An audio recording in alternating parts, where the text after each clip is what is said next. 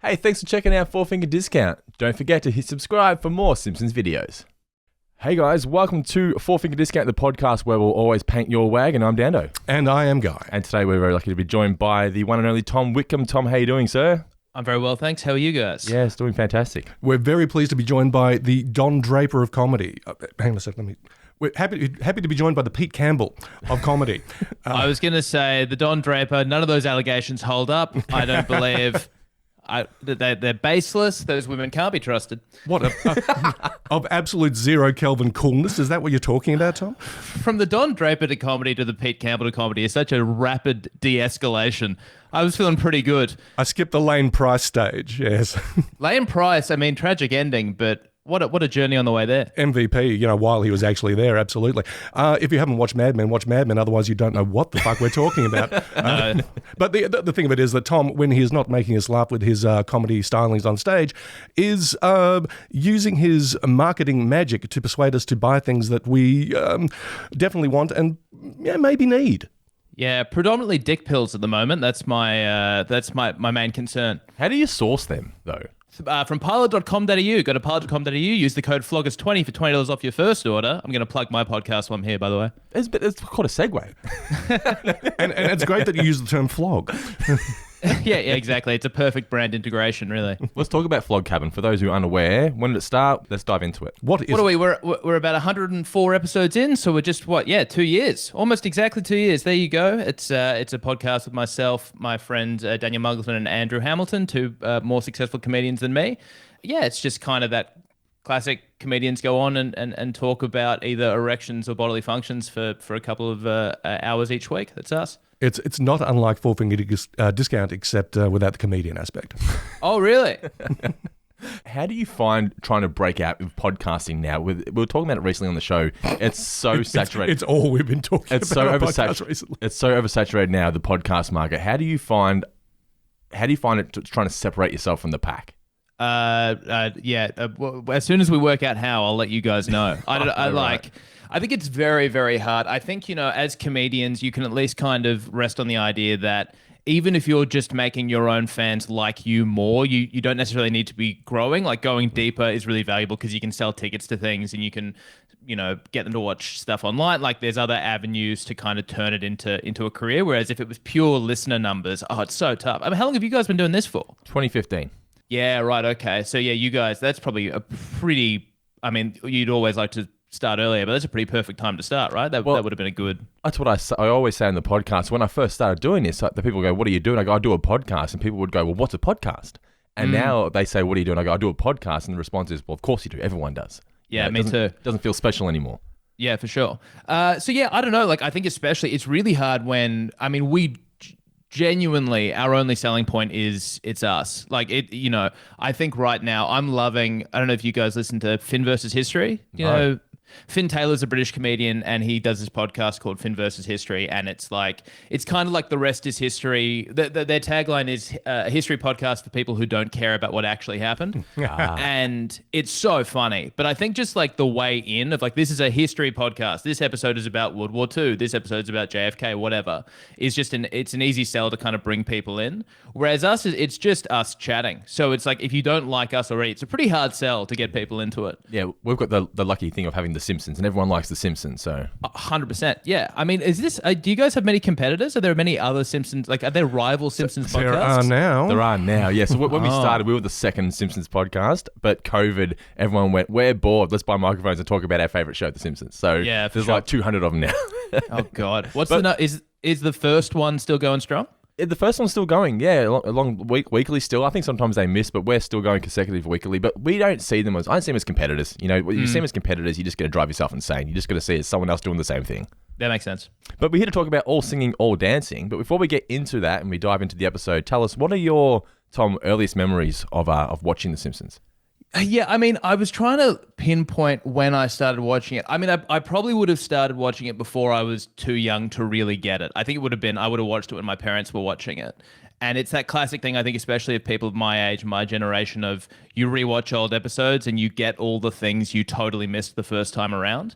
I mean, my earliest memories of The Simpsons were just being totally obsessed with it and just quoting it endlessly to my parents. Just every situation had a Simpsons quote to go with it, and they truly could not give a shit at Or any had no point. idea what you're talking about. Oh yeah, just like, and you're trying to set it up, and like, so Homer's here, and you know the guy from the school who he doesn't teach their class, but teaches the other class, and they just like, we don't care at all about this. Except I do remember there was one quote that I said to my mum once when I must have been like 10, and she thought my delivery of it was really funny, and that was the one time that I managed to crack her with it, and then she would ask me to do it sometimes, and it was actually the other episode I suggested we do, which is Much Ado About Nothing.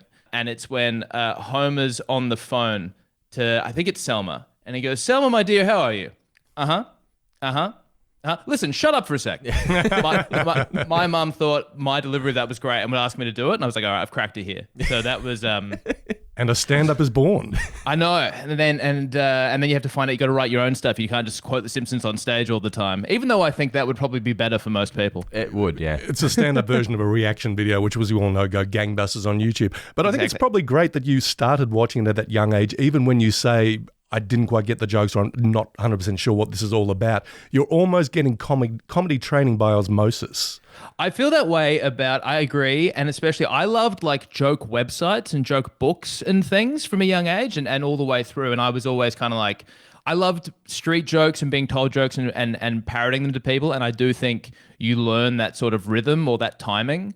I think that is kind of inherent in me, and I think, you know, the way that I do stand-up is super jokey. It's like da-da-da-da-da punchline. I think that is it's formulaic, but in the best kind of way. I just saw, have you guys seen the new Naked Gun film? No, not yet. I'm really looking forward to it, though. I've heard great things. It's fantastic. But one of the things that I kind of took for granted until I saw it was how many formulas they have for jokes, and that they kind of invented in that series, and they can keep going back to the well. And I think shows like The Simpsons did that really well as well, of like that they just knew how to execute jokes so perfectly. So yeah, and then I just think like, again, I don't know, especially in a sort of early internet era, I thought my obsession with The Simpsons was singular. I didn't think anyone was obsessed as I was. And, you know, I remember downloading like early Microsoft Windows days, like desktop theme packs where my little cursor was a little yellow hand. And when I deleted something, it would make the dough noise and stuff like the that. recycle bin will be something. Exactly. Yeah.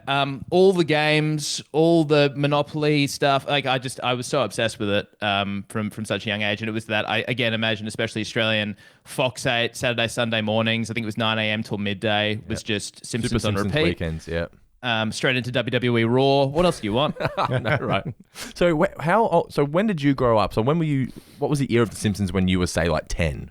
So what it was 2002. So I think this is the other thing, right? Which is, I think the memories I have of The Simpsons, my kind of Simpsons heyday, seems to be the time where the purists say it started to get shit.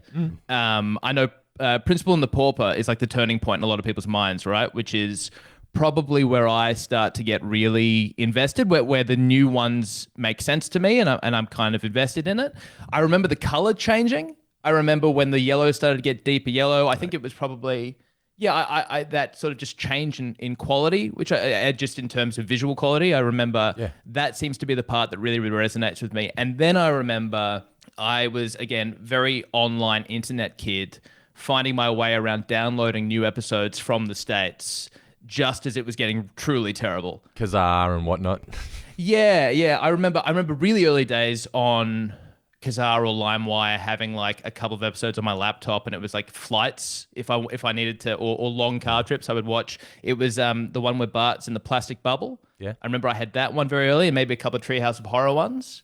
But then I remember it was the one with Raffi. Remember the one with the he was the children's entertainer. That's right. Oh, yeah. Sings for Maggie. It's like Barney. Yes, that's right. And I just remember like being able to download it and feeling very proud of myself for being able to get it, while also thinking, God, this is terrible.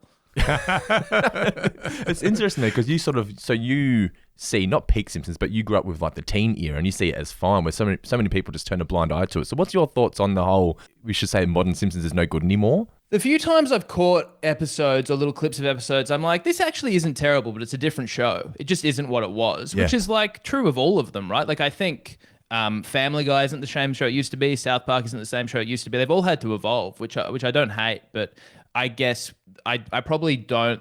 What it is now is probably not what I loved it for. I think like decent era Simpsons like lasts a little bit longer than the purists give it credit for. I mean, I have very fond memories of a couple of those travel episodes, like the Japan episode I really like. Yeah. There's the episode where they get the tennis court. That's always really pure in my memory as well for some reason. Like I think they're still pretty good and I still think it's fairly classic. But yeah, I do think in my mind, it's more like season 16 or whatever feels like the real turning point to, oof, I don't know if I can really stomach this anymore. We just finished season 20. I know, I felt for you. So it's interesting. We went in with very low expectations, right? So we rock bottom. We weren't expecting greatness, but I tell you, there was probably maybe 1 or 2 episodes that weren't great. There aren't bad episodes. They're just episodes where you just kind of watch it going, I'm feeling nothing, which I guess is a bad episode in itself as well. We did, of course, season 19 before that, and I think that had 1 or 2 episodes where we were legitimately insulted or just angry about the poor quality of it, or the way the storylines had gone, or the way the characters had been depicted. Whereas with, season 20, as Dando said, a lot of them were just like, it's fine. And you're not incorrect, and that can be an even worse response. I mean, you sort of want to be on one side of the... you want to either oscillate between I feel really good about this or I feel really bad about this. You want to be passionate one way or another. I think it helps that we're watching them in chronological order as well. If you watch a classic episode and then watch a season 20, then you can see the big difference in dropping comedy. Yeah. Sure. What's like peak season 20? What's like a great season 20 episode? What was I really like the one. I think it's called Gone Make It Gone. Guy wasn't a huge fan, but I'm very big on the format bending episodes. Like there's one called Trilogy of Error, which has the linguo. Yes. That's season 20, is it? No. I'm just saying that those kind of episodes sorry. where it's not your standard episode, it's format bending. And that one was very much like that. It was a parody of the Da Vinci Code and what was the other, National Treasure, where Lisa's looking for the golden child or whatever, and it turns out to be Maggie. I really like that. Okay. That was a lot of fun. I think I find when it comes to more modern episodes, I like the ones where they break away from the norm a bit. And when it came to 20, I think I was very keen on Eeny, Teeny, May and Mo. Yeah. I mean, I tend to like it when you get to delve a little deeper into characters who you think you know everything about, and you realise there are more shades or more dimension to their character than you first imagined. They've been sort of ramping up Mo as less of a hostile / pathetic character and showing that there was, very, very, very, very deep inside. There was a heart. Yeah, he starts dating a little person called Maya in the episode. Yes, that rings a bell. Yeah. I remember that. Yeah, okay. Because I just googled the Gone Maggie Gone, and that doesn't ring any bells to me. But yeah, the dating the little person, that does that does ring true a little bit. And spoiler alert, they split up by the end because status quo. But in a more because status mo. Yeah, yes, exactly. And in a recent season, I think it was like 2 or 3 seasons ago, they got back together again, and they're now a couple, which is nice. Yeah. Okay. Right. Very much the post. Oh, what was the Apu? What was it? Hari Kondabalu? Oh, what the documentary that he made? The problem with Apu? Where you write Apu of the show, yeah. Yeah, it feels like a bit of a, I don't know. Simpsons gone woke mad, isn't it? It's crazy. It's political correctness gone mad. Isn't it? Hey, speaking of silky segues, this is a fine time to talk about your style of comedy, which is, to use a phrase from an old Conan O'Brien sketch, inappropriate. No, but... watching Problematic and Ignorant, your 2 shows that you put on at the Sydney Comedy Festival, am I right? Yeah, among other places, but they were recorded there. Yeah, I mean, you strike me... Tom, looking at you, look like a very sort of straight-laced, butter wouldn't melt in your mouth kind of guy, but you get up on stage and you say, well, you're not going insane up there, but you're saying things that, some people might not expect coming from you, but it's also you've got the spoonful of sugar and the dash of arsenic in there as well, which strikes me as kind of Simpsons-esque in a lot of ways. I'm wondering about maybe a correlation or any relationship between the comedy you enjoyed growing up, like The Simpsons, and the comedy that you do now. Yeah, it's interesting. I guess when you have no tragedies of your own, you have to make light of other people's, So, I think I have definitely always been drawn to the more kind of, I guess, offensive, and now the term would be like edgy comedy, and now edgy has this really weird sort of backhanded compliment element to it. I don't think edgy is ever really applauded anymore, which edgy's sort of rolling your eyes a bit now. Oh, he's edgy, is he? Kind of, yeah, exactly. As Mark Barron said the other day, it's a bunch of guys on a podcast talking about the last time they shit themselves as adults. Oh, for sure. And if you're into that, make sure you listen to Flog Cabin. Or Four Finger That may have Discount. come up. But yeah, I think I've always enjoyed that. And I think, again, I was thinking about this question about how much The Simpsons has influenced it. And I think more directly, you would look at something like a South Park or a Family Guy as a more direct kind of reference for me, which it is very kind of, it's dealing with sort of, yeah, for lack of a better term, edgy topics or whatever. But I do think, The Simpsons is the precursor to all of that. It was just because of the time it existed and required to do it in a slightly more, I don't know. Stealthy fashion. Yeah, for sure. Absolutely. I think like there's a reason that, the Simpsons and the South Park and Family Guy heyday was when you started hearing about things like political correctness gone mad and all that sort of stuff, right? It was when that stuff was pushing up against something, whereas the Simpsons did have to do it in a more covert way. Yeah. So we just reviewed Goobacks on our South Park podcast as well. So You got a South Park podcast? yeah, season 8 now, going down to South Park. Check it out. Yeah, right. Nice. And feel free to appear as a guest on that show if you like. Sure. What are you doing after this? We're actually doing We South actually Park. are doing an episode of Going Down to South Park. That was, and again, this is kind of like internet eras. That Goobacks episode was one that was on my laptop as well. Like I think as The Simpsons was kind of descending, South Park was really hitting heights, and Family Guy. So I think a lot of the Simpsons fans who grew up on The Simpsons feeling like it was the cool show migrated to South Park. that makes sense. It's their comedy adolescence, yeah. Yeah. Yeah, for sure. But yeah, I think the impact of, again, having started watching it at such a young age where you don't have the context of what preceded it, and you find out so much of what The Simpsons did was just hadn't really been done before, and you take it for granted because you were seeing it at a time where you didn't know what was groundbreaking, what was trend-setting. It just was. So I'd be very surprised if there weren't things that kind of crept into the way that I do comedy, and I guess just about everybody else. I wonder if that kind of thing is possible now because everything's on demand now. It's not really, the TV stations aren't dictating what kids watch now. I think it's hard for one particular show to really influence an entire generation of kids now. Yeah, well, I think the internet has just led to such a severe kind of fractalization of content, right? Like everybody is invested in their own little niches, and to them it feels all encompassing and something that everybody is around, and yet the people who are 1 or 2 steps away from that have no idea. Like, I always think about the fact my wife has no idea who Mr. Beast is, and I wouldn't call myself a fan, but he's one of the most influential figures in modern media, and yet there are a whole group of people who have no idea, not even don't watch it, but have no concept of even what it is. God, I envy your wife. Oh man, what a simpler time. But yeah, I just don't think it is possible, and as well as the fact that streaming releases full seasons at a time, and therefore none of us are really watching things simultaneously, and those few moments where we are, they seem to become big cultural moments, but they're the exception. So the Game of Thrones and the Successions and these shows that have forced us to watch them collectively have become bigger cultural moments. But for the most part, we can't discuss any show until we've all finished watching it, and by then it's not even interesting anymore. Yeah, and I think to go on from Dando's point and yours, Tom, I think in lieu of shows being sort of the common currency or the common sort of language that we have, it's probably a meme that will catch on, and everybody sort of knows what you mean by that, or you can use it in any sort of type of situation as a response or as a call out or whatever. Yeah. And usually they don't last all that long, which can be a blessing in disguise. I mean, there was a phrase there where everyone was saying everything was very demure, everything was very whatever for about 5 minutes or so, and thank God that 5 minutes is over. But yeah, I think that might be sort of the replacement of everyone knowing lines from The Simpsons and using them in everyday conversation. I think the Simpsons live on now through meme culture, I think. Oh yeah, absolutely.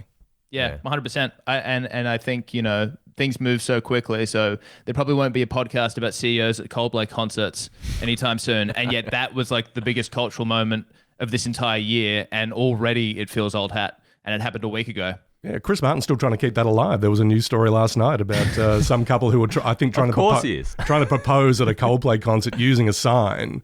Yeah. And of course he had to fold. Yeah. I can't imagine Chris Martin trying to overcapitalize on something like that. That doesn't sound like something he'd do. Not at all. No.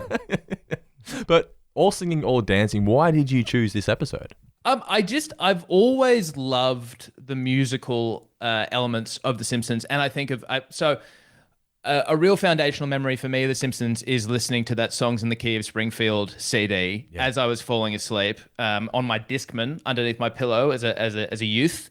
And then eventually I think I ended up upgrading from that to I would burn my own CDs that it was a combination of songs, but also little clippable quotes and sound clips and sound bites from the show, which is so lame, but it was a thing that I loved. No. Well, it couldn't be lame. I did it as well. Did you really? But the thing of like having, just a quote, Homer Simpson saying something funny as you fall asleep. Well, that's like on those CDs, like you're saying songs in the key. Just hearing dialogue from The Simpsons felt so cool. It goes, it's not just on the TV. I'm listening to it in the car on my Discman now. It's so special.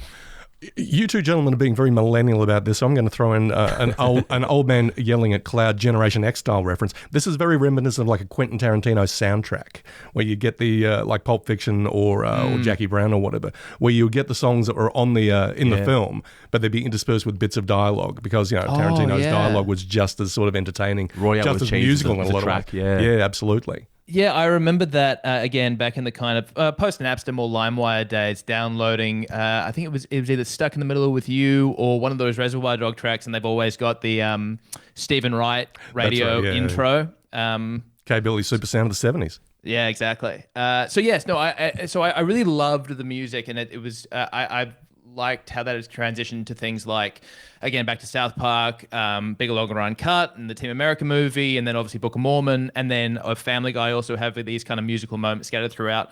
So I kind of just wanted to talk about the songs, and then because I knew all the songs really well, but then watching the episode, I was like, this is not a good episode of television, but it is a good excuse to talk about a bunch of very good songs. It felt important and special 25 years ago, though, when I was a kid watching this, because as you were saying, we didn't have YouTube, right? So we couldn't just go on YouTube and find the song that we wanted to listen to. So this felt like one of those So Fresh compilation CDs, like a greatest hit CD with all the best clips in the one episode. So they were necessary 25 years ago, but now in 2025, they just feel redundant. That's really interesting. I never thought about that, but you're right. That compilation episodes must have really served a purpose, or clip shows must have served a real purpose at the time. They just don't anymore. I'd never really considered that. Well, they filled a quota. It meant that the writers didn't have to work as hard, and they just they just pad out an episode. They felt lazy, but they did. For people who just wanted to find the best bits of a show, this is how you got them. And served as a reminder of, look, this is what we're capable of as well. I mean, I don't think they're picking any sort of dud songs to reminisce over. They're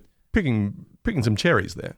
For sure. And also, this is in the context of, I mean, how many episodes a season is this? 24 episodes or something? 22-ish or something, yeah. You forget that was kind of standard in a lot of television as well, right? Like, especially, I mean, I remember, the Supernatural days or whatever, those or Suits or stuff, right up until, I think it was that writer's strike was sort of the turning point. But there was a lot of content that they had to fill. So it's hard to really begrudge them for phoning one in from time to time. But yeah, I think... the thing that I had gone on to read about this was, and I imagine we'll get to this, but that this was actually kind of a marketing exercise for Songs in the Key of Springfield, which I didn't realize.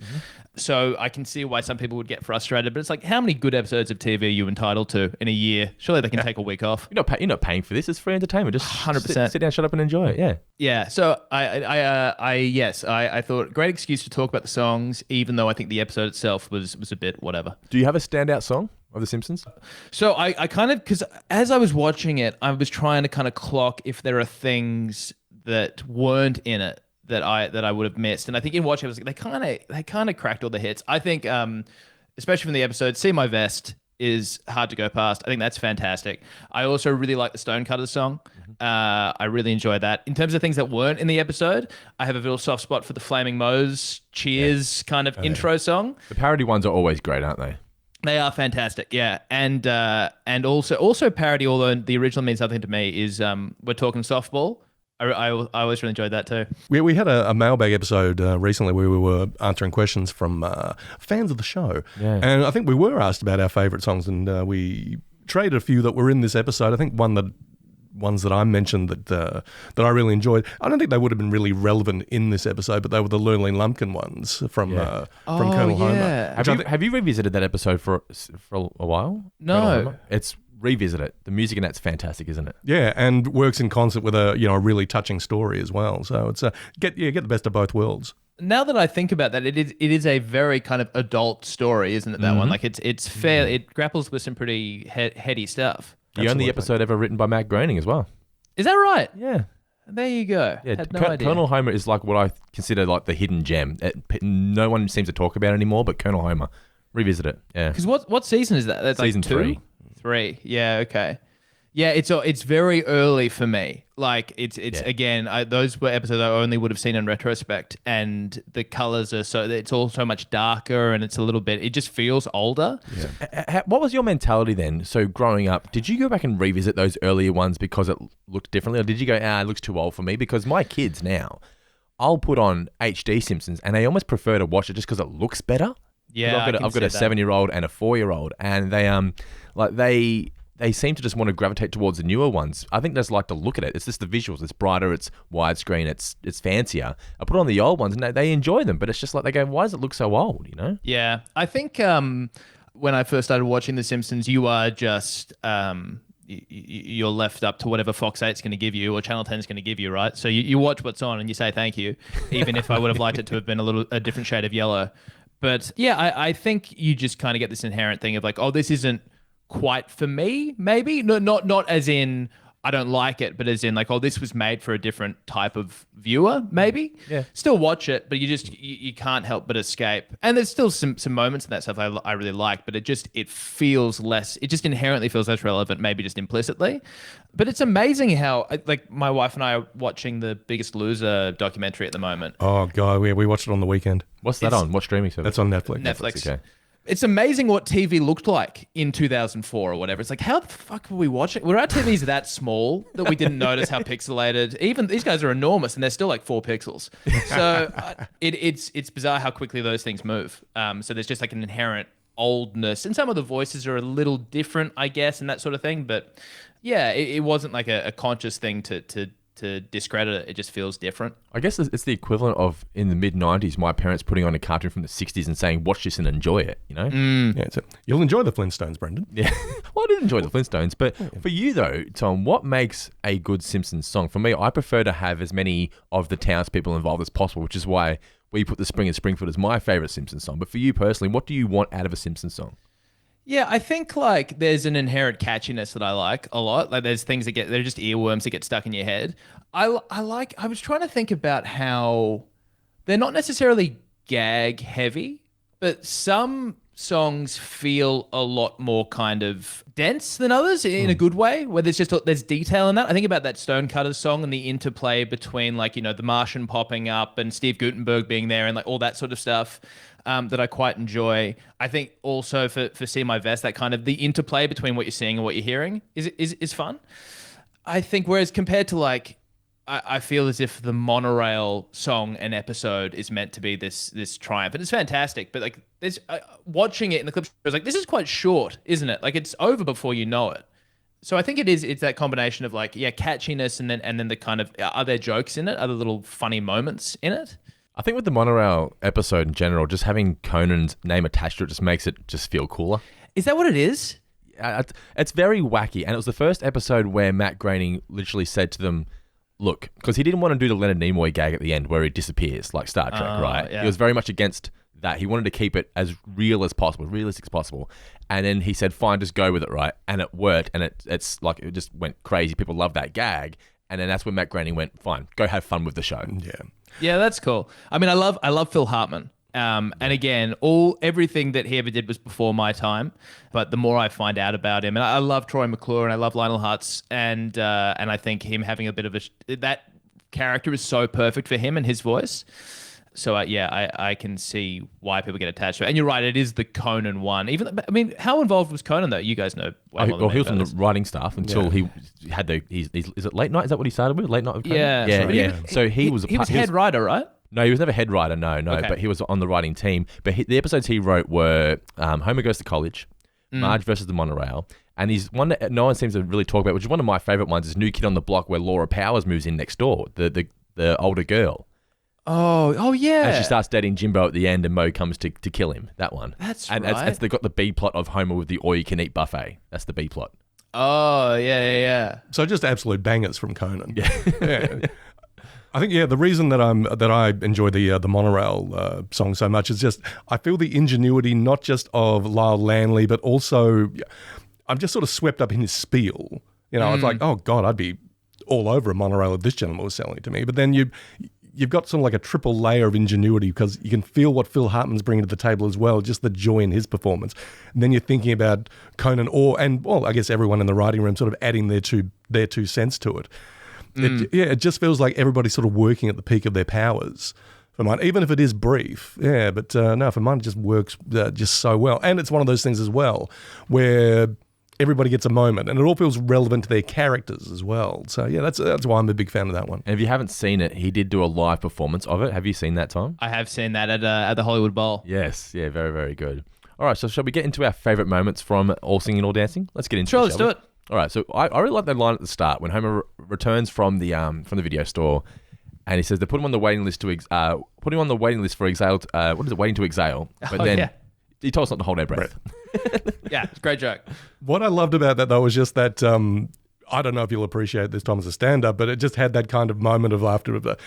There's that gif from The Simpsons as well, with the stand-up guys going, doing the hand gesture. It almost felt like Homer was waiting for the reaction. Like the joke's kind of hackney, but it's also kind of perfect. I loved it for that reason. No, I agree. I think it's a great joke. Like, it's a joke, which I love. I think it's very, very good. And being a clip show, it's hard to sort of find favourite moments, isn't it? Because there's just not much original content in there. Especially because, and I know we're meant to be talking about favourite moments and not meant to be shitting on the episode yet, but like, I think the sort of jukebox musical approach, I don't even know what it's called, but you know, what are they, there's a name for it, like Hamilton, where they're singing the whole time once the musical starts. And I think that stuff in between the clips is so forgettable. Oh, absolutely. I didn't mind that. I thought at least they're having fun with the concept. It's not just, hey, here's a bunch of clips. At least because it's a musical, they're showing all the songs. At least they turned it into something different. Yeah, I get that, but I just feel like they did the most first thought version. Like they weren't really too funny in the way that they did that. Whereas I think that waiting to exhale thing, you're right. It's a good joke. It's just a joke up front. I like that. Yeah, I think I've written down could live without the snake interludes. Yeah, 100%. I agree. Particularly him pointing a gun at Maggie. I was like, I just don't think that. I feel that's a reason for cancellation in 2025. I don't think you would do that anymore, right? Also, he pulls the trigger 5 times. Yeah. He goes to kill the entire Simpsons family. Yeah, I just couldn't believe when he pointed a gun at the baby and pulled the trigger. Granted, there was no bullet in it, but I thought, and apparently the censors weren't happy with that, and I thought there's probably a good reason. I mean, I'm all for dark comedy, but pointing a gun, maybe because I'm a dad now, I don't know, but I was like, oh boy. Well, because Snake was always a crook, but he was never just like a psychopath. No, and he's like, for some reason, he's killing all the Simpsons for for what? For a copy of Paint Your Wagon on VHS. Was that why he was doing it? I thought he was just breaking it because he didn't like the singing. Oh, is that what it was? I thought he was on the run from someone. It was like he needed somewhere to sort of hole up. It's like, oh God, I've come to a house where people are singing all the time. For no reason, here is Snake. Yeah, basically. Speaking of Paint Your Wagon, this was, I guess, original to this episode. I mean, that wasn't in anything else, was it? No. This is the framing device for this episode. It's something that I enjoyed. I mean, it's been a while since I'd watched this episode, but their whole, as I said, I'm Generation X, I'm a little bit older, but so I've got memories of Lee Marvin, whereas, you know, other people are going to go, who's this old crustacean? But I love how they refer to him as always drunk and violent, which Lee Marvin reportedly was. Okay. But I think it was Dan C. who's doing the singing voice for Lee Marvin, which was really good. I mean, I queued up some clips from Paint Your Wagon before we started recording today. Lee Marvin is actually doing that kind of singing in Paint Your Wagon. He's a lot like Leonard Cohen. I mean, I was surprised. So Clint Eastwood's singing voice, not that great. Lee Marvin's... I actually have the Paint Your Wagon vinyl. What the heck? I found it. How many spins has that had? Well, I bought this for $4 at a record sale last year. I thought, I didn't know it was a real thing. I grew up just thinking that this was just a made-up movie because it just seems so ridiculous, right? Obviously, is it a musical? It is. Well, obviously it is a musical, yeah. But it's not about painting wagons and things like that, right? No, essentially, it's kind of like a musical version of Deadwood. Okay. Yeah, but I saw it and I thought, wait, that's a real thing? I took a photo of it, put it on the page and whatnot. And yeah, I just thought this was just some made-up ridiculous musical that the Simpsons just thought they'd put together for the show. Yeah, I discovered the same thing because I Googled Paint Your Wagon looking for the song. Yeah. And the first thing comes up is the Wikipedia page for the Lee Marvin movie. I'm like, I had no idea it was actually, I had no idea it was real. So is it like, you say musical version of Deadwood, is it dark? Like, is it meant to be kind of brooding or is it a piss take? It's a serious story with, it's not necessarily a deep and meaningful musical, but nor is it kind of a all singing, all dancing romp. Right, okay. You know, it's a light drama with songs, light Western drama with songs. So does Clint Eastwood actually sing in it? He does, yeah. Really? You can find clips of it on YouTube. I mean, I actually recommend checking out the song Born Under a Wandering Star. That's Lee Marvin's song. And like I said, yeah, it's got this throaty bourbon for breakfast, possibly true, Leonard Cohen-esque kind of voice. Yeah. Okay. Check that out. Yeah, paint your wagon. Anyway, let's get into some trivia. Right. My first question for you, gentlemen, is what color do they actually paint the wagon? Green. Green, correct. Well done, sir. Right. Not red with blood. No. I did that with blood, I'll bet. 'Cause, yes, my first question is, what kind of pine is the wagon made of? Oh, that's my next question. I'll let you answer it, Tom. Ponderosa pine. This was one of these things that I missed that I would always sing to myself when I was a kid. I don't know what I thought it was, but I definitely didn't know it was Ponderosa. Just made up a word? That's what I used to do. Yeah. Yeah. Do you find you still do that now with songs from your childhood that you've never bothered to look up the lyrics for? You're like, I'm just going to go with the sounds that I used to make when I was a child. 100%. Yeah. Just easier that way. I think I thought it was oh so fine was what I thought they were saying. Yeah, okay. Because the wood is fine. Oh so fine. Yeah. Well, it rhymes. It works. Does. You've stolen my other question. Hit us some others, Mr. Davis. The B-Sharps are performing Baby on Board on top of Moe's Bar. Yeah. The young paperboy is selling a copy of the Springfield Shopper. What is the main headline on the cover of the Springfield Shopper? Oh, God. Is it in relation to the B-Sharps? It has nothing to do with the B-Sharps. That wouldn't make sense, would it? No, I have no idea. Do you know, Tom? Oh, I remember thinking it as I was watching. Is it something about, like... Here's a clue. It's weather-related. Weather-related? Oh, I'm out then. I don't know. No idea. Snowstorm hits the Midwest. Snowstorm hits the Midwest. It's not was even never funny. getting that. It's not what he says it is. Yeah. All right. One more question. We'll get into this. Well, I imagine we'll all know this, but where has Lyle Lanley sold monorails in the past? Oh, that's easy. Oh, this is again one of these things that I get kind of Ogdenville something and North Haverbrook. What's the middle one? Ogdenville. It's not unlike Broadway. I was going to say Broadway. I'm out. Brockway. Brockway? Yeah, Brockway, Ogdenville, and North Haverbrook, and by gummy, put them on the map. Oh, God, that's a great line. Have you guys? I brought it up before. Ever watched Supernatural? Do you know the show? Bits and pieces. So I never really got into it, but my wife always goes, "This looks like a show we should get into," and I'm like, do I want to commit 15 seasons to this show? Like, is it worth committing to? Probably not. No. But there is a moment in it where there is a series of attacks happening, and they happen in Ogdenville, Brockway, and North Haverbrook. Oh, okay. And it's just like this little. It's totally walked over. They don't make a big song and dance about it, but a little Easter egg, which I always appreciated.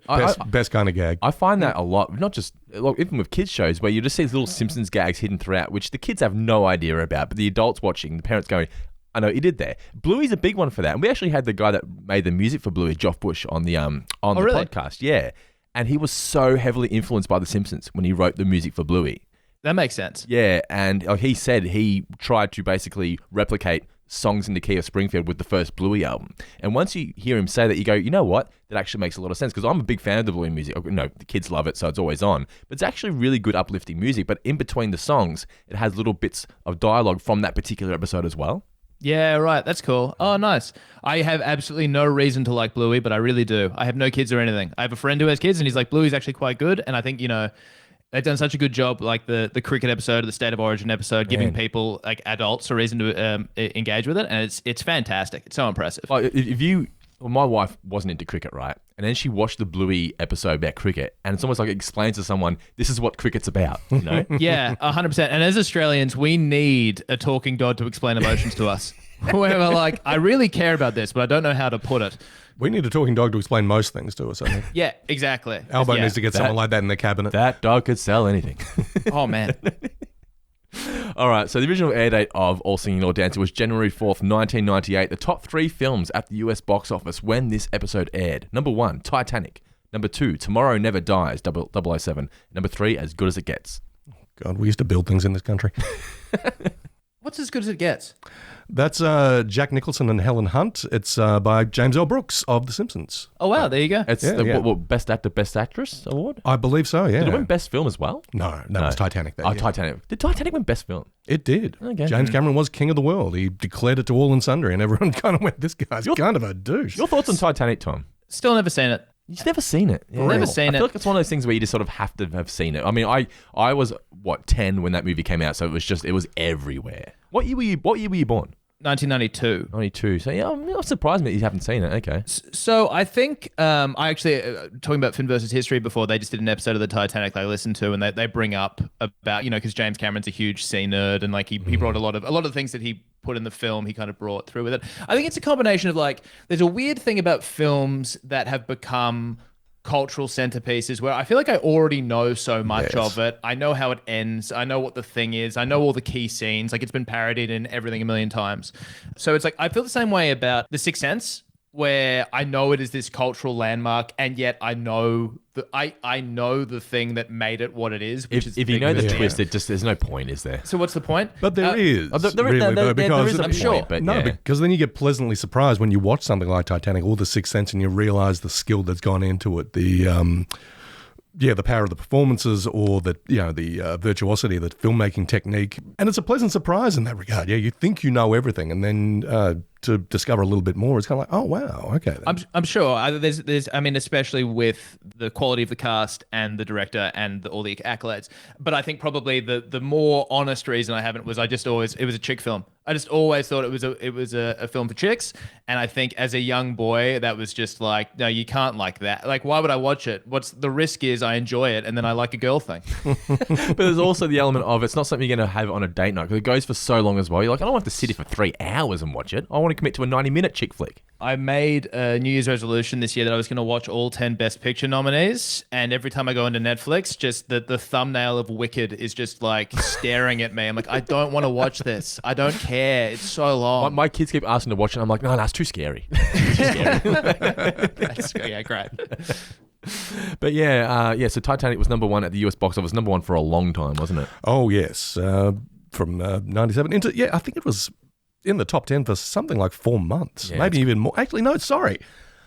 It was in cinemas for over a year. Yeah, that's crazy. That's wild. Yeah, well. Yeah, anyway, welcome to 1998. But the episode was directed by Mark Irvin, written by Steve O'Donnell, and the couch gag was the one where the floor is a treadmill, the family get onto the couch except for Homer, and he gets stuck and he gets going underneath the whole thing. Saying thing, a nice shout out to the Jetsons. Yes, that's right. Yeah, it is too. Oh, yeah. This is a question you guys would definitely know the answer to, and I think I know the answer, but I just want to check. Is every couch gag unique? Do they ever double up in couch gags? They repeat them often. They do? Yeah. Oh, They're right, environmentally friendly. They recycle a few gags. Yeah. Yeah, right. Like the big song and dance one with the circus, that one gets used a lot. That's the one where they, back in the classic era, if an episode was running short, throw that one out there because it goes for like 40 seconds. That's how they pad them out. You find it a lot more in season 20 now even, but really like modern ones, they have couch gags now where they'll bring in an artist to do this particular couch gag or a new director, and it might go for like 2.5 minutes, and I'm sitting there thinking, Jesus Christ, it's a short film as opposed to a couch gag. Yeah, right. It's their way of padding them out. That's interesting. I didn't know that. There you go. But the episode kicks off with Homer and Bart getting home from the video store without waiting to exhale because they got put on the list, as we said. They told not to hold their breath. I just think it's amazing that there was a time where you'd have to put your name down on a list to potentially hire a film, down the line, because now we just have everything at our fingertips. I can pull out my phone and download a movie whenever I want to now and have it ready to watch in 5 minutes. But there was a time where you had to go to a store and they'd tell you, sorry, we haven't got any copies in. You have to go, well, put my name down, please. Wait for that phone call, then go back to the store, pick it up, return it, rewind it potentially. It was just crazy times. You had to delay gratification like some caveman. It was so much better. It's classic. Like, I'm nostalgic for a time that I barely remember. But I just think every time I start a film now on TV, I'm like, are you sure this is the best film you could be watching? Because there are literally so many options. Million others you could be watching right now, or a TV show, or read a book, or put your phone on. It's just like, just the idea of, we've come back with this video, we paid $9 for it, we're fucking watching it. Do you watching it 3 times, getting your money's worth. Whether you like it or not, we're watching it. Yeah. But there was that thrill, though, of hiring something that you weren't quite sure about as well. And just the excitement of getting home going, I hope this is good. And then most often it wasn't, but sometimes you'd find a classic and it would become your personal classic. Like, I love this. For me, a movie that everyone hates, but I loved, was called Mac and Me from the 80s, like an E.T. ripoff, right? Oh, I have heard of this. Speaking of Conan, yeah. Paul Rudd always parodies it on Conan. He says, here's a clip from my movie, and he shows a clip of the kid in the wheelchair falling off a cliff. So that's Mac and Me. But for me, I was like, and it got to the point where the guy at the video store said, you just want to keep it, mate, because no one else hires this movie. That's so funny. Yeah. I was thinking about this last night, actually, because there's a lot of talk about the death of the mid-budget movie. Everything's either a blockbuster these days or a very small sort of under-the-radar cult hit. Niche thing, yeah. Yeah, niche thing. But these mid-level movies still exist. You'll just find them on Disney Plus or on Prime or whatever. They don't have a lot of publicity, and I know. I thought, okay, I'm going to run something that I've heard a little bit about. It could be garbage, but it could be a little gem called Eenie Meenie, starring Australian actress Samara Weaver as this getaway driver. It's like a very sub-Tarantino crime caper. Okay. It was garbage. I turned it off halfway through. I'm like, I really don't have enough time left in my life for this bullshit. But in 1998, you would have committed to the whole thing because you paid for it. Quite possibly. That's the point. Yeah. But at the same time, I was like, okay, but these gems might be out there. I've got to sort of not just say, oh, well, it's a new Avengers product or a new Star Wars product or something. It's like, well, it's all licenses now, isn't it? All brands. I don't know what this could be. This could be great or it could be garbage. Turned out to be garbage. But yeah, what are you going to do? There's this idea in marketing. They talk about, like, I don't know if you've heard this before. This might be very boring, but there's this thing called like maximizers and satisfizers. You ever heard of this? I haven't. No, but tell me about it. I'm interested. A maximizer is it's a way of thinking about something that you're buying or choosing, and a maximizer is like, I'm trying to get the best possible thing possible. Whereas a satisficer is like, I'm just looking for it to tick the following boxes and it's fine. And this guy makes this point, like, there's a time when if you went out to buy a pair of jeans, you went to the jeans store and you made the best decision with what you had to choose from, and you went home, and if you didn't like the jeans, it was the jeans' fault. Like, it was whoever made the jeans. Whereas now you go to a jeans store and you have a million, like, boot cut, straight line, thin leg, whatever, blue, black, gray, navy. And if you've chosen the wrong one, it's on you. Like, you had the perfect pair of jeans in there somewhere, you just didn't pick them. And it feels the same way, right? Where it's like, it used to be okay with watching a garbage movie. Like, that wasn't a problem because you just did the best with what you had. Whereas now it's like, well, you could have watched something good and you didn't. So I guess you're an idiot. And you dwell on it. Yeah. Oh, for sure. And you're just like, what a waste of 3 hours. I could have spent that watching The Simpsons for my podcast. So good versus good enough, essentially. Yeah. Oh, for sure. Yeah. Like, oh no, the best versus good enough. That's right. Yeah. But yeah, just while we're doing mid-level kind of like things that flew under the radar, have you guys seen Companion? Not yet. Fantastic. It's on HBO. It's on Max. Yeah. HBO Max. And it's one of those movies of like, the less you know about it, the better. But it's kind of like near future sci-fi sort of thing. It really, really great. Loved it. And that name, Companion, is not what I relate to sci-fi either. Yeah, it makes sense when you see it. Again, it's this weird thing. Like, even just seeing the poster kind of gives something away a little bit. Okay. And I'd kind of heard things about it. But I think if you go in totally blank, it's fantastic. I was like that with Galaxy Quest. You ever seen Galaxy Quest? No. If you like sci-fi, check out Galaxy Quest. You'll absolutely love it. Cool. It's Tim Allen. It's 1999, I think it is. So all right. You look at the poster and you go, I'm not going to watch this. But no, it's a parody of sci-fi, essentially, but with love. With heart, yeah. Tim Allen, Sigourney Weaver, and the late Alan Rickman. Interesting. Okay, because like I said, I saw Naked Gun, loved it, and loved parodies growing up. Loved the Naked Gun, loved Airplane, loved the Scary Movie franchise. But I've never seen that. I've never seen Spaceballs either, which I believe is the other one people talk about. Yeah, we just reviewed Spaceballs on The Movie Guy with Linda Moulton, and it's oh really? It's got this nostalgia for it now, but it's not that great, is it? It's when Mel Brooks was starting to lose his speedball a little bit, lose his fastball. Oh, okay. Yeah. It's fine. I mean, if you like Star Wars, you'll like it more, I guess, won't you? Yeah. Yeah. You a Star Wars fan? No. Yeah, well, then probably won't care. Let's move on. But Lisa, she wanted Emma, but of course Homer didn't get that. He got Joshua Logan's Paint Your Wagon, a shoot-'em-up western with Clint Eastwood and Lee Marvin. And Bart and Homer, they're expecting bloody mayhem, but instead they get a musical. You know, they're singing, Marge, why aren't they killing each other? And there was that time, as we were just discussing, you'd hire a movie and you're excited for what you thought it was going to be, and it's just not that. Yeah. A movie I always bring up, and Guy knows what I'm talking about. It was I would have been year 9 birthday party, maybe 14-ish. And there was a movie called Blood-Sucking Freaks. And it was sort of hidden in this dark corner of the video store. And the front cover looked awesome. It was like, graphic design, murder and whatnot. On the back cover, there was naked women. I was like, this is perfect for a 14-year-old party. And we put it on, and it was not what we were expecting. It was... What is it? It's sort of like some weird indie art movie, but incredibly transgressive. It's like John Waters making a horror movie. Oh, right. They torture women on stage, and the people in the audience don't realize that they're actually killing the women, but they're just like women getting their arms cut off and things. We're sitting there going, who's going to say it? This is weird, right? It's something we've talked about on the show in the past. How about you...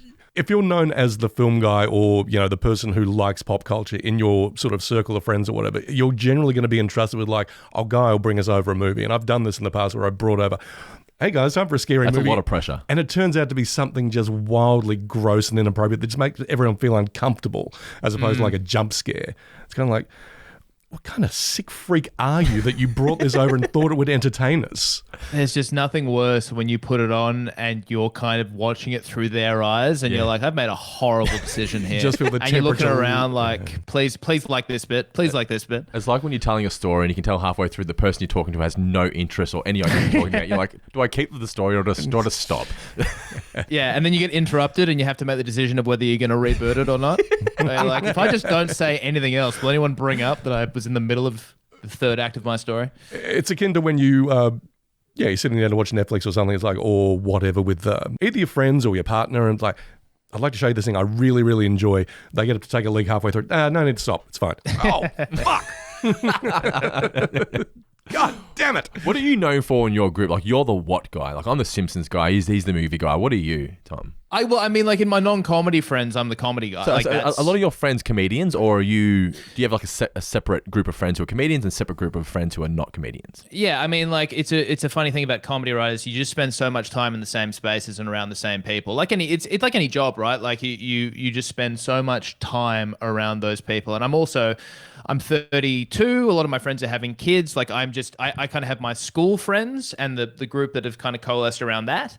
And then I have my comedy friends. The difference is I see my comedy friends 4 times a week and I see my school friends twice a year. That's all you need though, right? Oh, it's a bit much actually. I'd like to get it down to 1. Well, the stories that you repeat when you see your school friends, they can get a little stale if you're seeing each other twice a year. But once a year, it's kind of, Do you find you tweak the stories every time you tell them? Every time you retell something that happened in year 10, is that something slightly different happened? the fish gets a little bigger.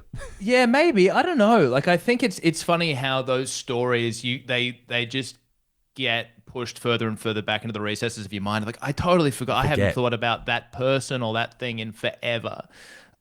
My friend actually from the podcast, Dan Muggleton, has this joke. I don't think he's ever been able to make it work on stage, but I think it's so funny. He said to me, it was like, I think the best thing about having an affair was you get to pull out your old anecdotes again. Oh, yeah. And I'm noticing it. My sister's got a new boyfriend, and I'm watching my parents do their classic hits at dinners when he's there. I'm like, oh fuck, we're hearing this again, are we? All right. The time my dad scored a hat trick at hockey and mum didn't watch. It's like, oh god, no one cares. I find I'm driving down the road and have my wife, and I go, do you know what that used? And my wife's like, yeah, I know, you've told me every time we drive down this road. I'm like, oh no, I'm getting old. I know, I'm all out of anecdotes. I have nothing left to contribute. You just see the light sort of leave your partner's face every time you sort of recount the tell us how you met. Oh, okay. Well, you've got your riffs. Yeah. Yeah, but do you and your wife have a routine? Like for stories like how you met one? My wife and I, we've got a routine down pat where we know who's going to tell what part, what the zinger is, that kind of thing. No, I prefer that she joins the audience at that point, and I'll tell the story. Yeah, okay, yeah. Know your place. So I find it like with comedians, a lot of them don't like to be outward at parties. Are you the opposite? Like when you go to a party, are you very social, or do you sort of like try to stand back and let everyone else just do that kind of? If I'm at a party, something already has gone wrong. Like that's, I'd rather not be there at all. I don't know. Like I'm not because I also think the person I am on stage, like I'm not just telling stories from my life. I'm like telling a joke that I thought of that I very specifically wrote. Yeah. I'm very like introverted in especially in big groups. I'm the kind of guy more at a party, like I'll get stuck in one corner with one person for better or for worse. And then we'll either be too awkward to leave or just like be too comfortable to meet anyone else. But no, I think like my wife just has a terrible mind for details, and it really frustrates me. She's like, "And we're here." I'm like, "No, we weren't. We were somewhere else. Let me take this. I've got it from here." Sit down. But yeah, so I think for my school friend, I'm the comedy guy. Like that's the thing now. Which is interesting. I have some friends who listen to my podcast, and they're like, it's really weird because it feels as if I know everything that's happening in your life, and you have no idea what's happening in mine. And then for my comedy friends, I don't know. I'm probably to my comedy friends, I'm the guy that has an actual job. Is probably the thing. Yeah. Like, what is your actual job? Advertising. I thought it was something marketing because you had your what was it? Your maximizers and your maximizers, satisfiers. Yeah, that's a TED talk I watched a while ago. You know all about A/B testing, I'm assuming. Oh yeah. Oh, it's all about A/B testing. I'm B personally, but it's yeah. Jesus Christ, man. This conversation is over. I must admit, I'm sorry. I'm not trying to denigrate the fine art and science of marketing and all this, but I was doing a little research and finding out about A/B testing. It's like, oh, so you're basically giving us options. Yeah. You're giving us two options here. Yeah, God forbid. Why, you got a problem with that? Just You trying might to help. like this headline, but we could also try this one. Well, it's like, and again, kind of this the bigger kind of conversation happening around all of this, and it goes back to the fact there are no mid-tier kind of movies anymore, and we're just doing the same thing. It's like no one wants to take a risk. No one in any position of decision making wants to take a risk. So it's like, I need data to prove that this is a good thing before I'm ever going to put my name next to it. It's the same reason it's like, it's very hard to like become an overnight success or whatever in any kind of entertainment, any position of entertainment, whether it's comedy or music or whatever. The reps are waiting for the internet to tell them that something is reliable. Oh, yeah. So they need data and evidence to be like, no, this is fine. This is going to be a hit. And if it isn't, it's not on me. It's on the numbers. Yeah. And I think it's the same with like, advertising now is just like, you don't really get as much of these like huge $1 million campaigns out of nowhere. Like, let's see how this goes. It's more like lots of little Facebook ads, and if that works, we'll put more money into it, and then we'll turn it into a TV ad, and if that works, we'll buy some billboards. It's much more risk averse across everything, I think. Does being a comedian help with your work, do you think? Being able to just talk to people and just sort of be charming, you know? I think a lot of the skills are similar. I think especially like people in advertising love saying that stand-up comedians are sort of like they are the best example of what advertising should be because they're observers of human behavior and whatever. But I think it's like it's all the same thing, right? Which is noticing something interesting and saying it in an interesting way is kind of what advertising seeks to do, I think. Well, you're trying to bring people around to your way of thinking in a lot of ways. Yeah, in both ways, or be persuasive. You construct, in some cases you're constructing an argument. In others, you are like, you're just trying to say something in a way that will make people stop and pay attention, I think. That's right, yeah. Oh, we're getting back to the episode. This is where Lee Marvin he arrives. And despite him being always drunk and violent, he also sings. And Marge and Lisa, they're impressed with his voice. They think, he does marvelous splits and whatnot. But Homer then goes on his rant about this fruity singing. Now, we've noticed, reviewing The Simpsons, obviously the first 20 seasons, a lot of mentions of the word fruity, isn't there? Well, it's the polite version of the F word, shall we say. Yeah. It's the version you can get away with in prime time. Yeah, it is, yeah. But then he breaks out into singing as well, and Marge puts in some VHS tapes to show him clips of him singing in the past. We've got the B sharp song, and we put the Spring in Springfield, which is my personal favourite as well. But then Bart calls him the Les Miserables. What's he call him? The Les Miserables. Les Miserables. Yeah, as Lee, he's as Les Miserables as Lee Marvin. Then Homer chokes him, which is a gag they don't really do anymore, do they? After season 20, they've sort of stopped that. They've gone, it just seems maybe a bit too cartoonish. Yeah, or a little too close to home. Yeah, possibly. There was like a little bit of controversy about the choking after a while, right? Like it became a thing that people were not impressed with. But in this time, or just now because people like to be offended about many things? Yeah, I think over time, I think if you guys are noticing it around season 20, I feel like I remember there being some discussions about whether or not that was an appropriate thing to be putting on television. Yeah, I think that we were reaching a stage where it was either this is inappropriate or it's just hackneyed, it's just played out. Yeah. It's funny that, in an episode where Homer calls singing gay, we're more worried about the cartoon violence. Well, it's like, I think it's the same people who, you see there's articles where they go, I just watched Friends for the first time and it's very complicated. It's like, it was released in the 90s. Can we just calm down? Oh, 100%. Yeah. It's the same as the Biggest Loser thing, right? Like, can you believe that they were willing to put that thing on TV that we all really enjoyed for a while? Like, yeah, we all watched it. We all had a great time. How dare we? Yeah, I know. But yeah, so this is where Bart mocks Homer. Then they show clips of him singing the Boy Scouts in the Hood song, which is Springfield. What's that a parody of? New York. New York. That's it. From On the Town, I believe. They mock him. He says it's more of a Millhouse thing. But this is where our man Snake enters. And yeah, it just felt completely forged in, didn't it? Just like, we have to get something happening. So here's Snake. We need connective tissue. Yeah. But then we come back from the commercial and they start singing and he just leaves. And it's just like, and I read on Wiki how they thought that was a funny gag because it's almost like a screw you to the audience. But I'm like, well, you're already putting a clip show on. The last thing you want to be doing is screwing the audience, right? What is he? Does he leave because he's out of bullets? Is that why he leaves? Or no, he goes, it's just too weird that you guys are singing. I'm going to leave. That's the first time he leaves. Oh, right. Yeah, okay. So you're way too weird to be hostages when you're singing at me, so I'm just going to leave. And then Homer's actually sad that he's left. And Lisa points out that a lot of people in Springfield sing their songs. This is where we get the Who Needs the Quickie Mart song. We get the Send In the Clowns, Krusty the Clown special, and the See My Vest, which you would have been a fan of. I, as a kid, I wasn't a Beauty and the Beast fan when I was a kid. I never really watched those early. I think I may have watched Little Mermaid, but the first Disney film I can remember is like Aladdin and Lion King. So I had no idea that this was a Disney parody.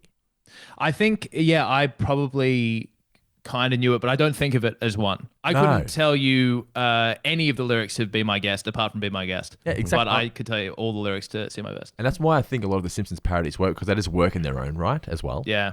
Can I just actually, sorry to backtrack, I just want to bring this up because I had this for my, like, again, I don't think many of the lyrics in these songs are out and out funny. Like, I think they're very clever and I think they're well written. But I do think in We Put the Spring in Springfield, the opening line of "You could close down Moe's and the Quickie Mart and nobody would care" was very funny. And he's like looking around, what do you mean? I must admit, I got a big laugh out of Who Needs the Quickie Mart, where I think it's Apo sings, "I'm sorry about the salmonella," and Homer just that's okay. That's okay.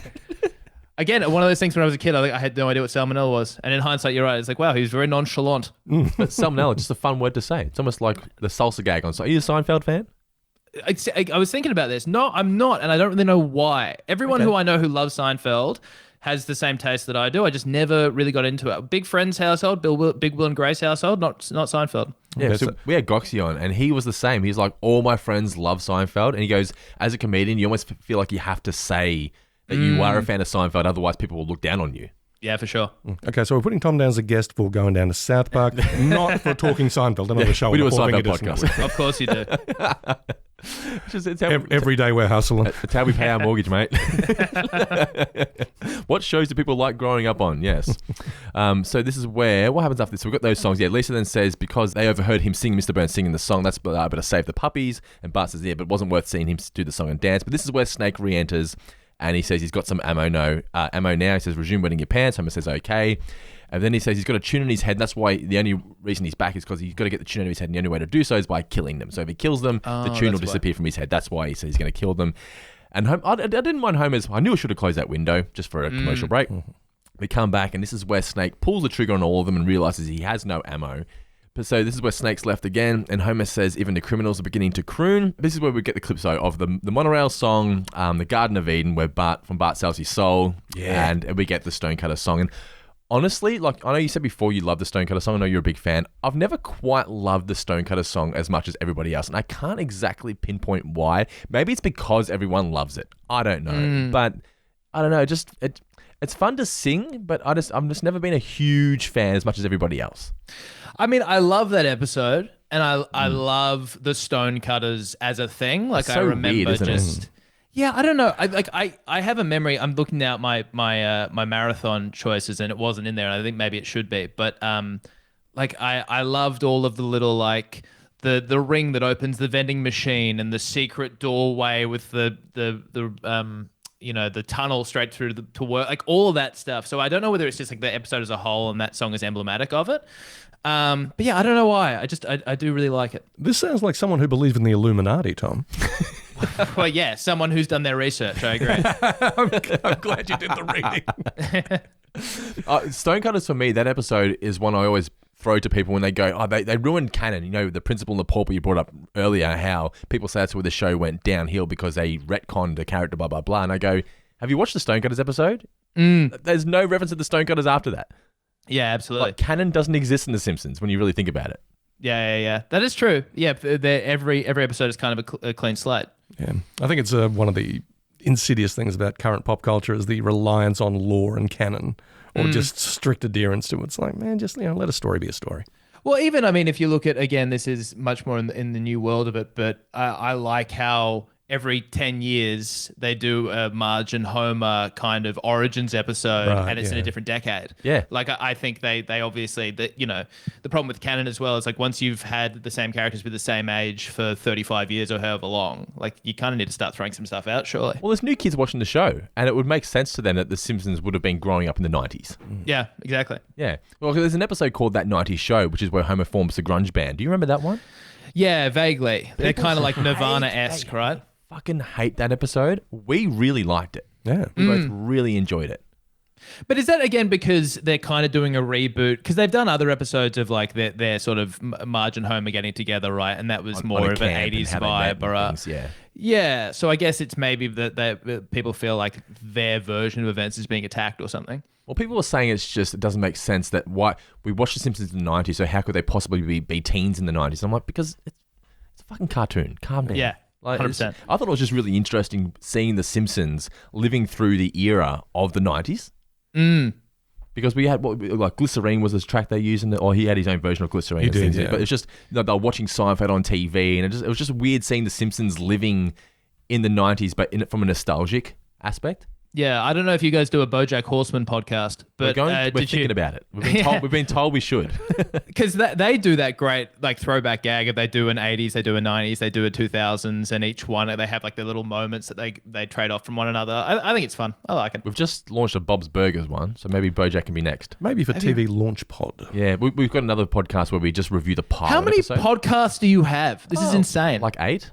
That's crazy stuff. Yeah, a lot of it's now just we review the first few seasons, throw them out there, and then if you want to hear the rest, you got to subscribe on Patreon. That makes sense. Yeah, okay. And some are on hiatus. Yeah, we Sure. we let the patrons. Well, for this month, we're going to be reviewing this show for the next 3 months or whatever. But what was I going to say? I can't remember. We've got another show called TV Launch Pod where we just review the pilot episodes of shows. That's So cool. It's something different each week, and sometimes we don't even know what the show's about, and it's like, would we keep watching this show if we watched this episode? Was this a successful pilot? Yeah, interesting. What are the best pilots? What have been some of the Breaking Bad's one of my favorite pilot Breaking episodes. Bad pilots. Yeah, we were mad on the phenomenal. X-Files pilots. Yeah, okay. And I think we were pretty big on the Wire pilot, right? Yeah, the No, Wire. sorry, the Shield. The Shield pilot was fantastic. Yeah.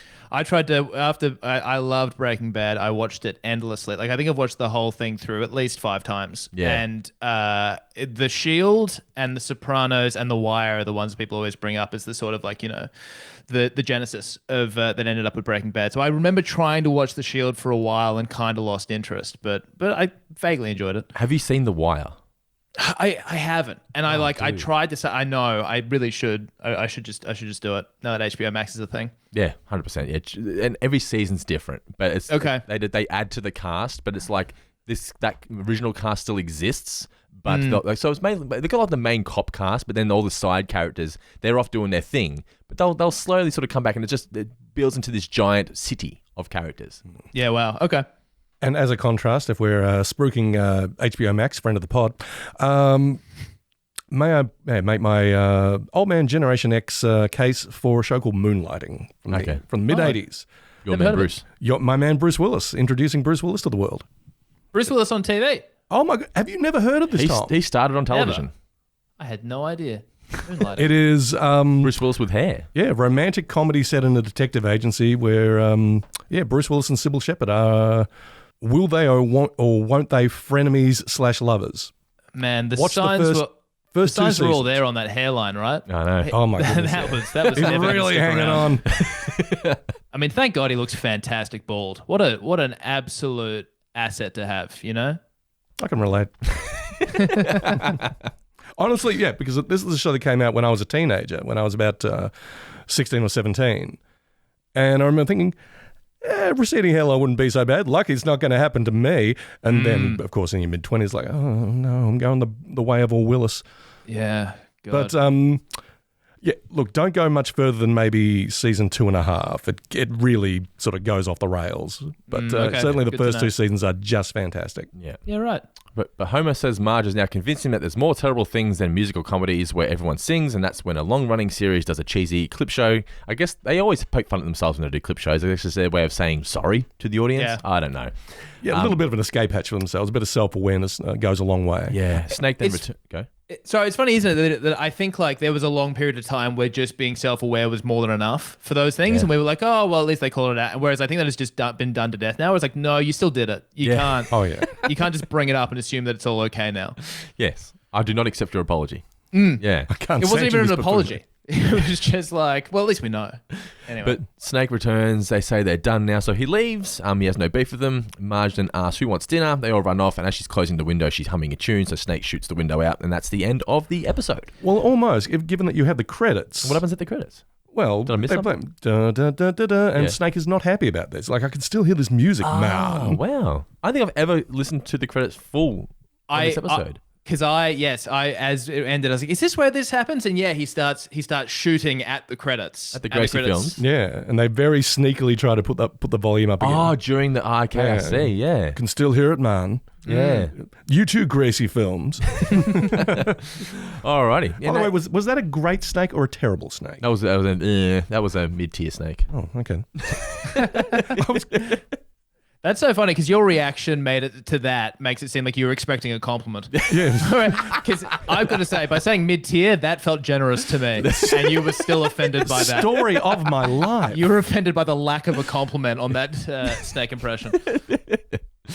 But yeah, so that's the end of All Singing All Dancing episode. That it was fine. It's a clip show. What are you going to do about it? But let's talk about the specials that you've got available on YouTube. Do you have any specials coming up that we should be looking out for? I have a new special coming out. When will this be put out? When would you like it to come out? Well, I have a special coming out on the 11th of September. So this will be out. So this will be out soon because I'll make sure this comes out before that date. Fantastic. So on YouTube on September 11th, I have a special called Selfies at the 9/11 Museum, hence the release date.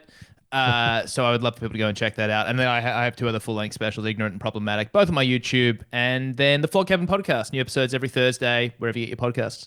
Well, I want to talk about like your comedy, right? So you're releasing it on September 11. Mm-hmm. What does your mum say about this kind of edgy comedy? Is she just used to it by now? My parents love it, but my parents have similar senses of humor. Yeah, okay. I think they kind of get it. Well, you said they like Simpsons, so. Yeah, and my dad, like my biggest memory of my dad laughing. That's because I've been bringing Family Guy up a lot, but you guys haven't. So I imagine maybe are you guys into that or not? Really? I just stopped watching it and never went back to it. Not really my bag. Yeah. Okay. So early on, there's that. Do you remember? There's that Ipecac scene where they drink there's like a tincture that makes you vomit. It's for when people have ingested poison or whatever, and they do a competition where they all drink it and they have to see who can last longer without throwing up. Okay. And they just end up throwing up all over each other for about 2 minutes. Yep. And I just have a memory of my dad just pissing himself at that. Like no matter how many times they've seen it. Like my dad was the Family Guy DVDs for Christmas every year. Really? So yeah. So they're all well into this stuff and they like that stuff. And I think they're all fine with it. I also think you are more likely to enjoy what I do if you've already bought into the idea that I'm a good guy. And I think my mum is already there. I think it's more of like you see it for the first time and some people are like, is he serious? Does he really think all these things? So I think that's the kind of challenge of anyone who does the kind of comedy that I do is you really need people to buy in that this is a joke and it's all done in good faith and it's done for the right reasons because it's often not, right? And I think it's kind of my responsibility as a comedian is to make people feel that way and make them know how I actually feel versus what I'm saying just to stir shit. That's the thing. I'm not about to name any names or anything like that, but there are certain YouTubers perhaps who will say quite inflammatory things under the guise of, well, I'm just asking questions and things like that. It's like, I get the feeling you're trying to, do a bit of a juxtaposition here, but really, I think this is actually just what you think. Oh yeah, for sure. And I think there's versions of that as well where it's like, I'm just saying, I think some comedians have wanted to be taken seriously in certain formats and not seriously in other formats. And I think that becomes a problem, right? Where you're like, well, over here is where I share my opinions, but over here is where I'm just being funny. And it's like, but they always kind of conflate. Yeah, your Venn diagram's kind of a circle there, buddy. After a while, yeah. So, I think you just need to kind of hope people know you're coming from the right place and that you don't actually think the horrible things you're saying. Well, you don't come across like you're just going up on stage and ranting. It's clearly that you're setting up punchlines here.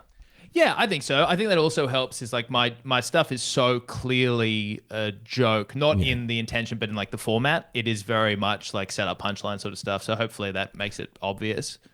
This is unrelated. I mean, we can probably edit this out. What do you think of a guy named, are you aware of a guy named Anthony Jeselnik? Yeah, I love Jeselnik. Jeselnik was probably like one of my biggest influences, I think. Yeah, that's the vibe that I'm getting when I was watching Problematic as well. I had to be very careful not to just be Jeselnik because he's so specific and Isn't he's so and you think about what he does. Like he was an English major at university and he loved Bret Easton Ellis, right, and American Psycho and all that sort of stuff. And you can see like he kind of is. He talks about how his comedy is kind of like a horror movie. And I think I love that. I love comedians who don't exist in the same world as the rest of us. As in, like Jeselnik's character couldn't fit in the real world because he's like a serial killer slash absolute like, sociopath. Yeah, exactly. So I love that. I love Jeselnik. He's fantastic. Yeah. it makes sense. He's an English major. His book recommendations are fantastic. I've been doing that too recently, yeah. I feel like guys just became best friends. Well, maybe. Work on your snake impression. We'll get there. Can you give us a snake impression? No. Absolutely not. But I know my. You know your strengths. limits. A man, to quote Clint Eastwood, a man's got to know his limitations. Yeah. I clearly do not. I did a joke recently on stage where I did a German accent. And I came off stage. It didn't go great. And I came off stage and I said to my friend, I was like, I feel like every time I do an accent on stage, everyone in the audience is going, he doesn't want to do that accent. He knows he doesn't feel comfortable doing this at all. How do you handle when a joke, not when a joke bombs, when it just doesn't get the reaction you expected, or do you just go in not expecting your gags to get a great reaction, and then that way you it don't depends. Sort of, yeah. So if you've done the joke a lot and you know its hit rate, like there are certain you have your set and you're like, okay, this is as close to a sure thing as I have. But who do you test on before you do that? Oh, there is a period of time. There is a time where you just have to tell an audience for the first time, and you just have to swallow the consequences. So if it's something that you trust and you've done it a lot of times, and an audience doesn't laugh, you are learning something about the audience. And I probably then am less precious about their responses to anything, because I'm like, well, you didn't laugh at the thing that always works, and therefore you're just going to be a hard crowd. And I'll try to win you over, but if I don't, like I was playing a hard game to start with. But then there's the other thing, which is what you're talking about, which is like, I have this thing, I think it's so funny. And then you say it to a crowd the first time and they disagree. And you're just like, well, I guess I was wrong. Or you have to try it again or whatever. But it's frustrating when you think you have a slam dunk and they're just not interested at all. And you have to kind of like work out what it was. Was it like, did they not understand what I was trying to say? Did they not know where to laugh? Did they think what I said was too offensive or whatever? You got to kind of reverse engineer where the mark was missed. Am I so out of touch, or was the audience wrong? Yeah. No, it's the children who are wrong. Yeah. It's one thing I did like. It might have been problematic, but where you display either the confidence or the faux confidence to be like, I've got no idea why you didn't like that. That absolutely slays. Or just that I think it's fantastic. Clearly the children are wrong. There are times where you're just like, really? You didn't like that? That's weird. People seem to like that. Yeah. And you're just like, okay. And that can work as a joke in itself. Yeah, sometimes you just need to call it out. And I think, if you have the confidence to be like, no, I trust me. I think I know. I was going to say, like, do you call that out when the audience doesn't respond, or do you just move on? Depends. I think sometimes if you call out how bad it's going, it can go either way. Like, because sometimes it can just serve to remind people that it's going badly. Yeah. And they're like, oh, is it? You'd be like, you guys hate this. And they go, oh, do we? Okay. Well, I guess we'll keep hating it then. Whereas there are other times where you can kind of play with it, especially if like you've been good, you've made them laugh before and then you don't, you can kind of play with that. Yeah, self-deprecation's like a bit of Russian roulette sometimes. Yeah. Have there ever been like downfalls of being a stand-up comedian that you weren't prepared for or expected? In like life more broadly, or in anything, whether it be performing on stage or just how your social circle treats you because now you're a comedian? No, is it the life you expected? Yeah. I don't know. Like, I think. Like, do you feel a need to have to be funny when you're around your non-comedian friends? No, not really. I think I do think being a comedian has made me funnier in general, just because you kind of understand the structure of jokes a little bit better and you can kind of talk in them a little bit. Sort of like you get better at an instrument, you can improvise more freely, even though that's not what you don't go on stage and improvise every night, but you kind of know what notes to hit or whatever, or the structures. Do you find that you just do that naturally now? It's just you because you are more learned and you're more experienced with doing the stand-up, that you just, everything you say comes out as a joke, even whether you mean it or not? Not always, but I think like, if I'm going to say this to be the funniest way as possible, I need this word to be at the end, and I need the rhythm to be there, and that would. And sometimes it's embarrassing, but you walk away from conversation where you said a joke in passing, and I walk away and I'm like, oh, I should have said it this way. If I'd said this at the end instead of that would have landed a little bit better. But I don't know. I think probably the most unexpected thing, and it's because it wasn't the case when I started, is like how online. I mean, this is your career, right? How online you have to be, and putting things out and feeling the need to understand social content and trends and podcasts and all of these things like that I wasn't really expecting that going in. And there's positives and negatives, right? Like you have a thing that goes online and goes really well. There's a huge dopamine hit to that, and that's very exciting. And you get fans, which is kind of bizarre, which is, I didn't really you kind of think you're going to be huge or whatever, but you don't think about just the realities. If there's a person out there who thinks what I do is really great and looks forward to the thing I put out, and that's just a weird relationship to have to someone that you don't think about when you set out to do it. Yeah, we're still waiting for that. Oh, it's going to be great. You guys, I'm sure if you guys start like 9 or 10 more podcasts, I reckon you might find someone who starts to really dig it. No, in saying that, though, the jokes aside, sometimes we do get emails of people saying, you know, I was in hospital for 6 weeks and your podcast got me through it. And sometimes you forget that you're not just throwing this shit out into the wall and just seeing what happens. Like, you're not just going into the universe and nothing's happening. People are absorbing what you're throwing out there, and it does affect people. For sure. And I think, unfortunately, it's that kind of hedonic treadmill thing of whatever you have wouldn't, you know, it's actually favorite Simpsons quote. I'd trade it all in for a little more. like it's you know, I have, you know, with our podcast, we've sort of, you start to plateau as happens, and you go, God, it's so annoying. I just wish we'd hit. And there was a period of time where the numbers we're getting now I would have killed for. And I think it's with all this stuff. Like you always, the grass is always greener. It would always be better if it's just a little bit more than this would be great, though, wouldn't it? Yeah. Yeah, I remember our very first podcast, I had a different co-host way back in the beginning, and it was 13 downloads. And he went, no, I'm not doing it anymore. And I'm like, mate, just keep doing it. Just keep doing it. And now it's like nearly 10 million, you know? So it's just, you just got to persist. Yeah. It is a war of attrition, isn't it? It is indeed. But before we go and let you leave, we've got a question for you. We asked this for all of our guests. Now, it's 1998. Channel 10 have called you up. They said, Tom, we're going to be putting together a Simpsons marathon on a Friday night, 5 episodes. What episodes are you giving us? And why? Yeah, okay. So it's a hard one, right? There's no perfect 5. So I just kind of tried to pick some that I thought were kind of reflective of me more generally. I love the Hank Scorpio episode. You Only Move Twice. Mm-hmm. I think I love all of that. I think, again, I think I've probably chosen the thing you said earlier in the episode. These kind of like, I don't know if it counts like genre bending, but the ones where they sort of feel like they're a kind of a step removed from the everyday Springfield stuff. Well, the Simpsons are the only Springfield characters that appear in it after the first like couple of minutes. So yeah, right, that makes sense. But yeah, it's I like that sort of the new world that they're in and that new town. I love Hank Scorpio. I think he's very funny. I think all the kind of as well.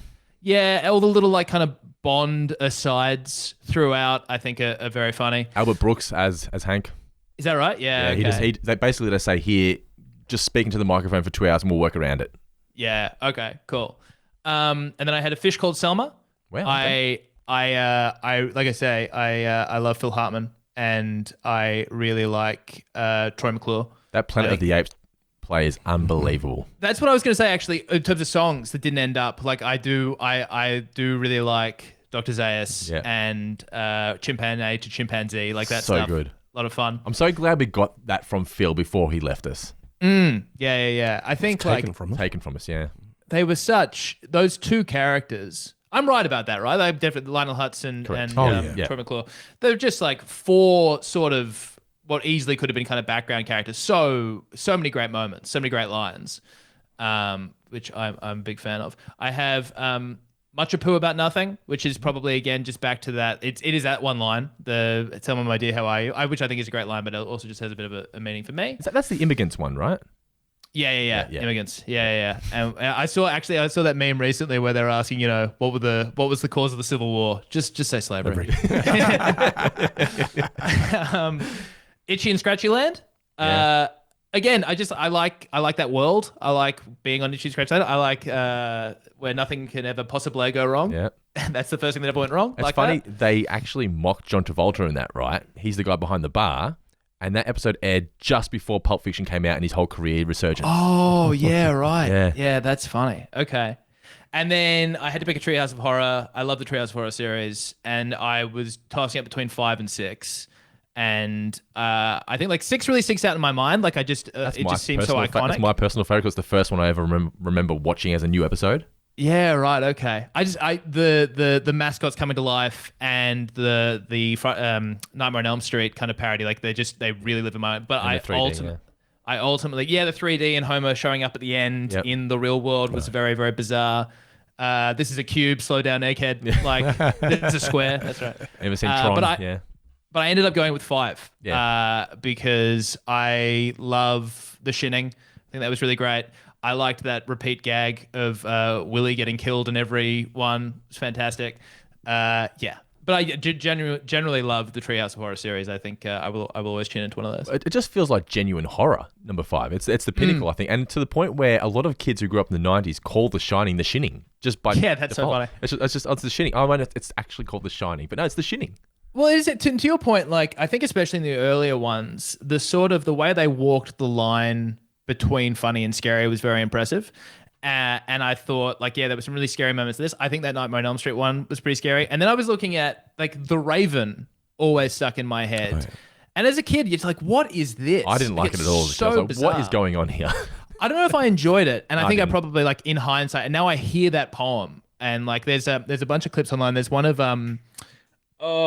James L. Jones does it. Yeah. And it's fantastic. And the idea that The Simpsons introduced me to that poem, I think, and Edgar Allan Poe generally, I think is very cool. It's a ballsy move too by the show. Massively. Because it is a kids show. Still season 2 when that episode airs. So kids are expecting kids stuff, and that airs, and it's not scary. It's just, I would say, dare say, boring for a little kid. Yeah. I agree. It's but yeah, I don't know that I enjoyed it, but yet it like occupies a big part of my mind. But you remember it, yeah. Yeah. Oh, let's run through them again. So Treehouse of Horror 5, Much Ado About Nothing, You Only Move Twice, A Fish Called Salma, and Itchy and Scratchy Land. That's it. That's a good one. What are you kicking off with though? Oh, first one. You want to ease into it, don't you? Yeah. Maybe Much Ado About Nothing because you're in Springfield, right? The rest of them all seem to take place That feels outside. like the most normal of the episodes, yeah. Yes. Yeah. Tom, I like to think you've given us a marathon satisfier as opposed to a maximum. Well, actually, it'd be the other that I would like, but oh well, I'll take it. All right. Well, don't forget you follow Tom on Instagram. It's at Tom Witcombe Comedy. Your YouTube channel. What's your YouTube channel? Oh, Tom Witcombe? Tom Witcombe? I believe it's Tom. Just go to YouTube in that search bar, type Tom Witcombe Comedy or Tom Witcombe, and it'll all come up. I'll be there. Subscribe, do all this stuff, and listen to Flog Cabin wherever you find your podcasts. Awesome. Thank you so much.